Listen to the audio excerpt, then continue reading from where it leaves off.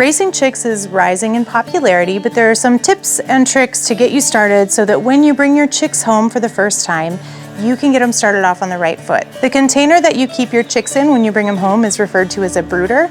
Inside of your brooder, you're going to use heat lamps to maintain a perfect temperature for your chicks. Now, to determine that perfect temperature, you're going to watch your chicks' behavior.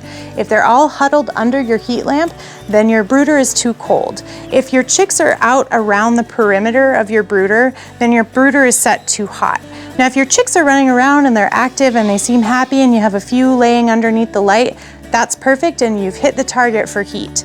Now, as far as heat lamps go, you can use a couple different styles. So I go for the can lights. They're a little bit spendier, but they last a long time. And the light that you use is way up in there and it protects your birds. If something were to happen, like this were to fall down, then it'll lay down and your birds can't get anywhere near the actual bulb itself, which is important. Collecting your own eggs from your backyard is one of the most awesome things you could possibly do with backyard livestock. You feel like a real farmer when you bring them in. Go get those chicks, start them off right, and you'll have the most fun in your own backyard.